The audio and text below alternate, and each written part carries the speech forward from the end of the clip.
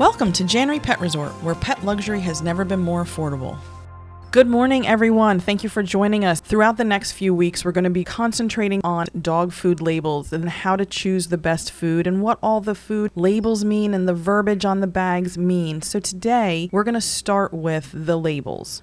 Pet food has been regulated since around 1906 when the FDA came into existence. The FDA is the U.S. Food and Drug Administration.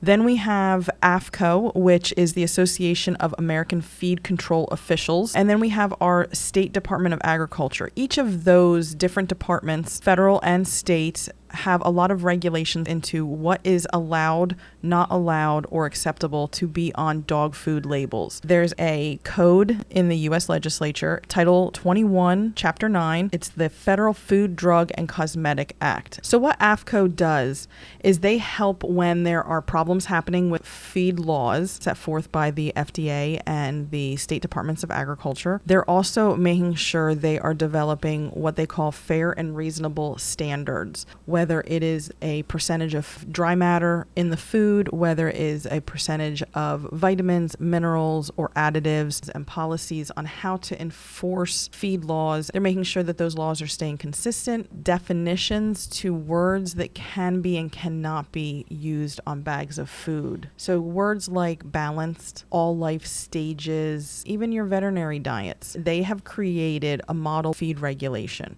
The model feed regulation breaks down what can be on the actual label, that there's no misleading the quality of ingredients that are used in the bags of food. So things like we've seen it on bags of food, all life stages, food supplement, pet nutrition facts, veterinary diet, they all have a specific definition. They decide what can be allowed, what can't be allowed, and what is required. Some products don't have a brand name, but they want to make sure that there is a distinguished difference so there is no confusion on us as the consumer as to what food we're getting. So if you're sending somebody to the store to pick up a bag of dog food and you tell them what the name of the dog food is, there's not going to be a confusion that it's so similar to another name of dog food, they're going to pick up the wrong bag of dog food for you. Now, on the bag, if you ever see 100% or all, that verbiage cannot be used on a bag of dog food unless it is a single ingredient, and that is against the law. When there is a name of any ingredient on the product name, chicken and rice, lamb, fish, peas, carrots, the only way that that can be on the label is if there is at least 3% of that product weight without water in that bag of dog food. Now, first thing I thought of was 3% sure isn't a lot in a 30-pound bag of dog food. So there's 3% of peas, carrots, but all they need is 3% dry weight to put it on the bag of dog food. So that was pretty eye-opening for me that, again, looking at the label, even though it's not misleading, can be a little misleading. But then you have to ask yourself, when people pick up dog food, are they really looking at the back of the label? You know, we all look at the pretty pictures, the happy dog, the what looks like fresh food. That's what they want you to buy. And that's what they want you to buy. Exactly. They want their bag to be flashy and they want you to buy their bag. But we have to decide what is going to be the best for our dog at its life stage. Also on the label is going to be the intended use and what they call the nutritional adequacy claims. Adults, puppies, kittens. Is it a veterinary diet? Is it a hopper?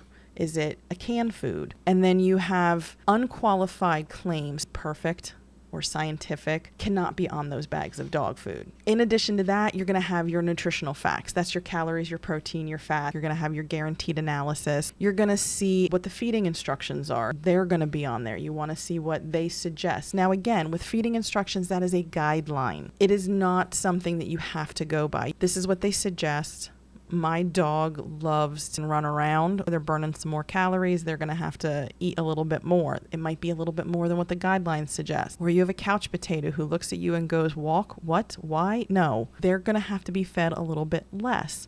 Feeding instructions are just a guideline. So it's just like for humans. It's just like for humans, you know? Yeah, you know what? You see somebody sitting on the couch, you're not going to say, okay, you can have 2 Twinkies. Exactly. You Just only a get half one. a Twinkie for you. Not one. Exactly. Now, you also are going to have your calorie content. That is your metabolizable energy. That is going to be on an as-fed basis. And then there's also going to be descriptive terms. Your light, your low calorie, your low carb, your low fat of what can be allowed on the bag of dog food. Then you're going to also have your manufacturer or your distributor name and address. Remember, distributor is different than manufacturer. Manufacturer is where it was manufactured. Distributor is a distributor. It is not a manufacturer. Whether it is your manufacturer or your distributor, their name and address has to be on the bag of dog food. And isn't there a phone number too for customer service? Yes, there would be a phone number for customer service. You know what I don't think a lot of people know, Eileen? What's that? How many animals you have fed in your life.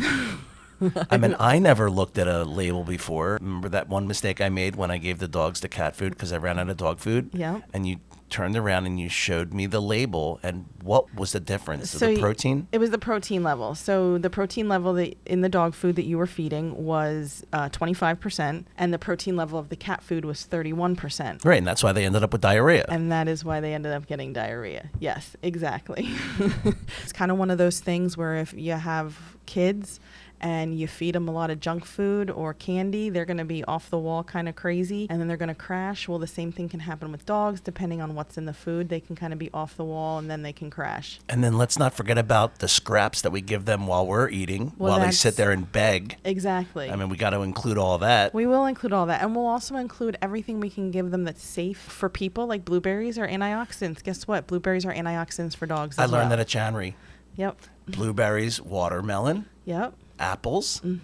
See, there's so many things you can give your animals, but during the day, then you're also feeding them. Well, you are feeding them, so you have to take that in consideration. If you feed a lot of treats, you're feeding your dog, and then you go and you feed them a whole cup of food, and then you look at them and go, why is your waist so thick?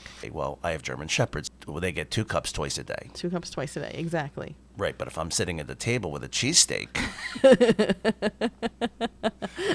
the only label is the one on my face. So then the last thing that they want to make sure is on all the bags of dog food is handling and storage instructions. So we have a lot of people who will take their food out of the bag that it comes in and they'll dump it into another container. According to what dog food manufacturers suggest, for the freshness of your dog food, you should actually not be taking it out of the original bag. You should be keeping it in the bag.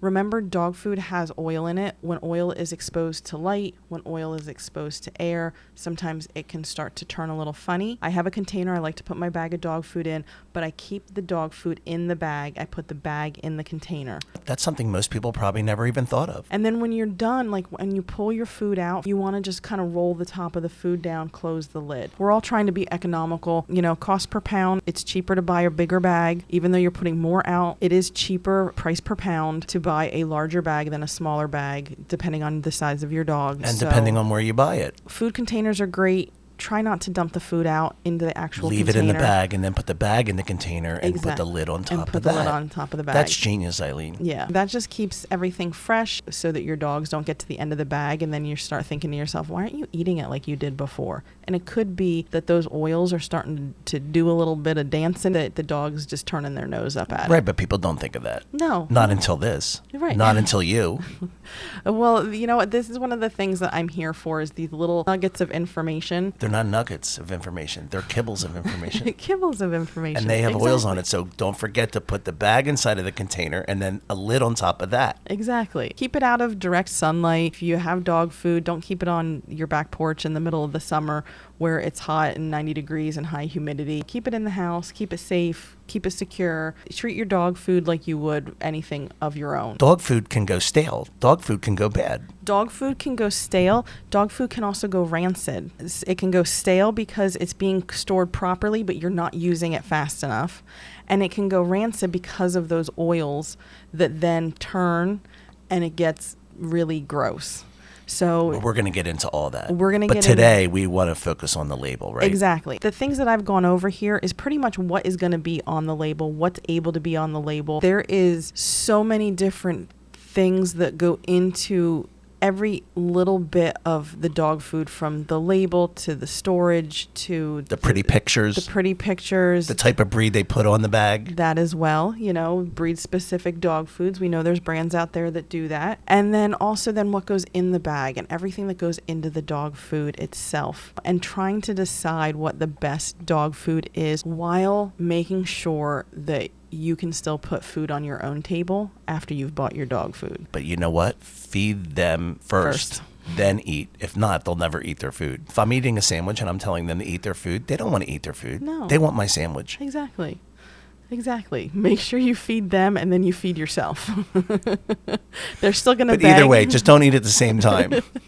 It's so true. It makes it a little more difficult when you try and eat at the same time. I just put them out back. You just let them go run around and play? Well, when I'm eating, I just don't want them hovering over me, especially when I've taken so much time to look at the label of what I'm feeding them. So Dave's dogs are phenomenally trained, but I will say this. If you guys have a dog that does the same thing, you're tired of it begging, you want a little piece when you're eating and you need some tips or tricks, or you're looking for anything, I do want to let everyone know we do have a trainer here on staff now. A great trainer. A great trainer. If you are interested and you're looking for some training to go along with your dogs that are begging at the table, or any other issues or concerns that you might have with your dogs, give us a call and ask to speak to Kleiner, and he will be more than happy to meet with your dog, and get you on kind of a fast track to getting some of those concerns taken care of so that you can eat in peace. But until then, put them out back.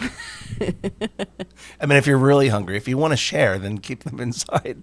What you should do, you should make your sandwich and then have some carrots or some broccoli or some green beans, maybe some fruit, and have it in a plate next to you. And then you have a bite of your sandwich and you give them a healthy little treat. 3%. 3%.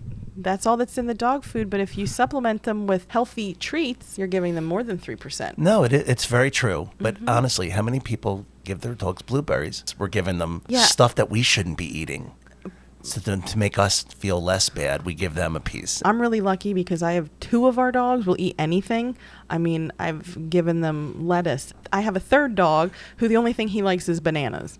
So he gets bananas because we have bananas. That's healthy. It Bananas is are very healthy. It's very healthy. So you're very good at like that, Eileen. You're very good like that. You do feed your dog very healthy things. I definitely try to make sure that I'm meeting their nutritional needs with their dog food, and then when I am supplementing them with something else, I'm supplementing them with something healthy. When my dogs are on leads in pet stores, if somebody offers them a treat, they will not take it. They won't take it. Yeah. That's how our guys are as well. But they will eat part of my cheesesteak. Well, we all like a good cheesesteak, especially if it's a Philly cheesesteak. Take some time next time you're in a pet store, even if you've already purchased the bag of food 100 times, turn it around and look at the label.